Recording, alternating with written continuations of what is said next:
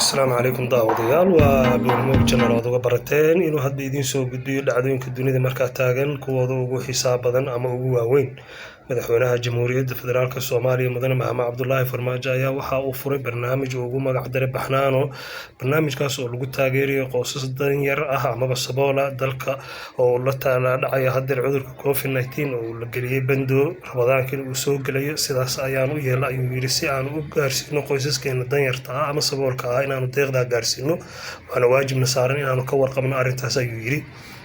haddaba haddaan u gudubno qaaradda Afrika halkan waa Johannesburg dad careysan oo ka cabanaya gaajo kadib markay bundo ku jireen iyo boolis ayaa isku dhex maray magaalada Johannesburg iyadoo la sheegay in cudurkani uu halka u saldhigan doono ama cabsida weyn looga qabo ee noqoto qaaradda Afrika ayaa waxaa durbadiba muujinaya dalal badan oo Afrikaana inay u dulqaadan karin amaba aanay awoodi karin bandowga faraha badan saaran. Halkani waa magaalada Kampala oo maayarka degmada ay soo hordhoomeen dadka cabanaya gaajo kadib markii ay muddo ka badan 2 asbuuc ama 3 toddobaad ku dhow ay ku jireen bando. dadkaasoo guryihii ku jiri waayay iyaga oo sheeganaya inaanay waxbaba aanay haysan.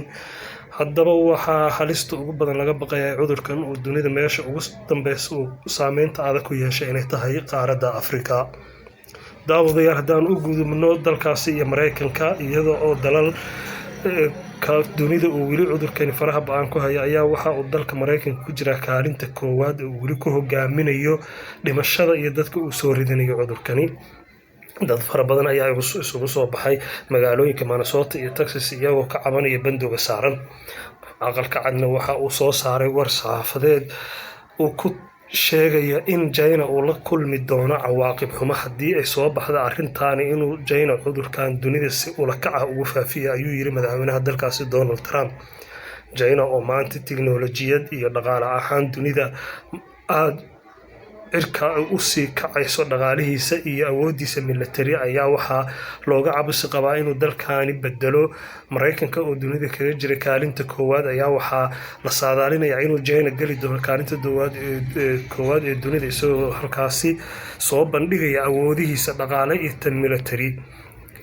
madaxa ugu sarreeya hay'adda caafimaadka marka la soo gaabiyo magaceeda loo yaqaano WHO ayaa waxa uu ammaan u diray heesaaga caanka ah ama fanaanada caanka ah ee lagu magacaabo Lady Gaga taasoo ugu deeqday hay'adda caafimaadka adduunka lacag gaaraysa 127.7 milyan oo dollar. waxa uu yiri waa inaanu gacnaha isqabsanaa si wada jirna aan u wajahnaa cudurkan dagaalna ku qaadnaa ayuu yiri mar uu shir jiraa'id qabtay cudurkan oo uu yiri waxa uu dunidu ku hayaa farabaan ama dhibaato tii ugu weyneed ayuu keenay waxaana uu sababi karaa ayuu yiri hadduu cudurkaani sii socdo in bil waliba ay dunidu ku dhimato in ka badan 300,000 oo qof. isagoo arrintaa ka digayay waxa uu yiri waa inaanu si wada jira isu kaashanaa ugana soo horjeesanaa. waxaanu biloo idin haynaa daawadayaal Liibiya weli waxaa kasii soconaya dagaalo qaraar oo lagula jiro jananka xaq jirka ah ee doonaya inuu inqilaabo dowladda waa Generaal Haftar isagoo hadda la sii sheegay inuu u sii siqay galbeedka dalkaasi kadib markii laga saaray gabi ahaanba magaalooyinka waaweyn ee dalkaasi Liibiya.